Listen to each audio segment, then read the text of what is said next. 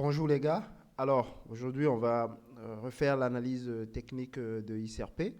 On va commencer comme d'hab par le mensuel, ensuite l'hebdomadaire et enfin le journalier. Et si on a encore un peu de temps, on va essayer de descendre un peu plus bas sur l'horaire pour voir ce qui se passe en dessous également. Alors, qu'est-ce qui se passe sur ICRP au niveau de l'analyse technique? Alors, remontons tout de suite. On va enlever ces trucs-là. Alors, OK. À l'aide de notre bande de Bollinger, OK, je vous remets ça tout de suite parce que vous n'êtes pas en train de voir. À l'aide de notre bande de Bollinger, ce que nous voyons à l'heure actuelle pour ICRP est que la force est aux acheteurs, que la tendance est toujours haussière, même si nous avons eu ce gros pullback qui est venu depuis 2021. Mais en réalité, sa tendance de fond reste à l'achat tant que en fait, on est sur la bonne supérieure. C'est-à-dire que vu que c'est ce côté de la bonne qui a été testé, ça voudrait dire que la force est du côté des acheteurs. Même si vous constatez un pullback aussi énorme, tant que les prix ne viennent pas tester la bonne inférieure ou n'invalident pas un support comme celui-ci, par exemple, où on est ici, c'est-à-dire que la tendance est toujours du niveau des acheteurs. Même si vous voyez un tel pullback qui semble lent, épuisant et tout ce que vous voulez. Alors, donc, comme je le rappelle souvent, le déclenchement a eu lieu ici pour ceux qui sont entrés en mensuel. Et donc, jusqu'à aujourd'hui, ils ont encore une partie de leur position en cours. Ils sont entrés, ils ont leur stop loss, bien évidemment, ici. Et ils ont déjà pris une fois leur risque. Donc, normalement, ils ont une partie, ils sont déjà protégés et ils n'attendent que la reprise, en fait, du bull run sur les time frames inférieurs afin de continuer la tendance sur le graphique mensuel. Parce que forcément, le graphique mensuel, une bougie, c'est un mois, donc ça ne bouge pas aussi facilement que cela. Alors, on va voir alors ce qui se passe sous le time frame en dessous pour voir quand est-ce que déclenchement il pourrait y avoir. Et ici, pour moi je pense, parce que moi, le time frame que j'utilise le plus pour trader ces genres d'actifs et tout ça, et avoir les bull runs assez sûrs, c'est généralement le time frame hebdomadaire. Donc ici, au niveau de l'hebdomadaire, on a déjà testé la bonne supérieure de notre Bollinger Band. Donc ce qui voudrait dire en fait que la force est du côté des acheteurs, ok. Et forcément, quand ça teste la bonne, on s'attend à ce qu'il y ait une correction parce que les vendeurs essaieront de reprendre la main. Mais nous souhaitons qu'ils ont bien repris la main. Il y a eu le pullback qui a été confirmé. Mais nous espérons justement qu'ils échouent et que leur retracement ne continue pas jusqu'à revenir tester l'autre bord ou invalider notre stop loss, ce qui voudrait dire que la tendance baissière va continuer à nouveau. Donc ce que nous n'aimerons pas, c'est qu'ils échouent, que le plus bas ici que vous voyez là, formé, reste au-dessus de celui-ci, afin qu'on puisse valider notre scénario de la théorie de Dodo, parce que ce que nous on recherche, c'est bien ce scénario, 1, 2, 3. Donc on cherche le 1, le 2 et le 3. Et nous avons déjà eu le 1. Nous sommes en train d'avoir le 2. OK? Et donc là, ce que nous cherchons, c'est le 3. Et donc pour que le 3 ait lieu, il faut qu'on puisse casser cette zone-là. Et pour que nous, on puisse entrer et qu'on aille chercher notre risk-reward. Moi, déjà, en première entrée, je viserai forcément un 1. Donc je serai au niveau de 0,83.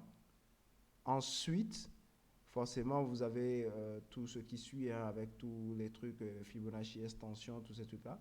Ceux qui visent l'ancien sommet, donc vous serez à 1,96. Sans oublier qu'il y avait le sommet précédent de 2017, qui lui, il se trouve à 3,29. Et après, si vous utilisez les extensions et tout ça, vous allez trouver forcément du 5 ou du 10 qui vont suivre. Donc, c'est un peu ça pour ce qu'on espère pour le bull run, parce que moi, je vous ai dit, le bull run, c'est généralement sur le graphique hebdomadaire que il est très, très intéressant de l'observer et de prendre ses positions sur ce graphique-là. Parce qu'au moins, vous vous attendez à de gros mouvements, surtout quand vous n'utilisez pas d'effet de levier et que vous n'avez pas trop de risques, vous ne voulez pas prendre trop de risques, en fait. Donc, pour ça, ce serait sur le graphique hebdomadaire qu'il faudrait regarder si vous voulez un véritable bull run. Il faudra observer ce graphique-là.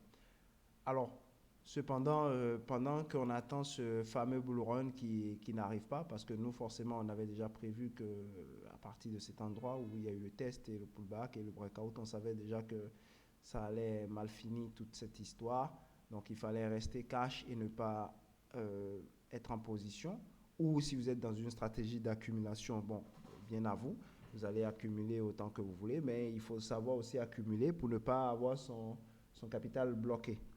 Donc, sur le niveau journalier, par contre, vous avez voici ce que nous avons. Donc, en attendant d'avoir ce bull run sur l'hebdomadaire, sur le journalier, on peut essayer de grappiller un peu de temps à autre, forcément en essayant d'avoir des risques assez limités parce que quand ça fait mal, ça fait mal. Et c'est souvent difficile de rattraper ces pertes. Alors, au niveau journalier, comme on avait déjà vu la semaine dernière, c'est que on avait fait le début, on avait eu le début, ok, on avait eu notre pullback et on avait eu le breakout. Donc, ce qu'on veut en fait, c'est d'atteindre comme objectif cette zone des, alors je vous mets ça, cette zone des 0,50. Donc, c'est notre objectif en journalier qu'on espère atteindre dans les jours, semaines ou quelques mois maximum à venir. Mais je dirais dans quelques semaines qu'on puisse attendre ça. Mais il était tout à fait normal quand même que le marché puisse dériver de manière latérale avant de pouvoir faire un nouveau breakout à ce niveau et propulser le marché beaucoup plus haut et très très vite. Donc c'est surtout ce qu'on espère sur le journalier, atteindre la zone des 0,50. C'est l'objectif que moi je vise au niveau du journalier pour mon premier take profit. À l'hebdomadaire, je vise, je crois que j'ai déjà supprimé. Alors, on va reprendre sur l'hebdomadaire. À l'hebdomadaire, ce que je vise. Attention. Voilà. Et nous allons essayer d'aller chercher une fois. À l'hebdomadaire, on vise les 0,83. OK. Et en mensuel, bon, on a déjà notre premier target et ainsi de suite. Donc, sur ce, j'ai pas pu aller en horaire comme j'avais promis. Mais en horaire, voilà ce qu'on a. On vient de tester la borne inférieure. Ce qu'on peut avoir ici, c'est on peut avoir ce scénario-là. 1, 2 et 3. Surtout qu'on n'a pas encore fini le 2. On n'a pas encore fini la deuxième phase parce qu'il n'y a pas eu de clôture de bougie verte au-dessus. Donc, pour le moment, la phase 2 n'est pas finie ou n'a peut-être pas encore eu lieu parce que tant qu'on n'a pas fait la clôture au-dessus de la moyenne de 5 périodes qui était là, c'est que la phase 2 n'est pas encore achevée. Donc, tant qu'on n'a pas clôture au-dessus, c'est pas achevé. Ok, sur ce, je vous souhaite une bonne soirée et pour le moment, le bull run n'a pas commencé, hein, donc gardez vos billes tranquillement. Merci.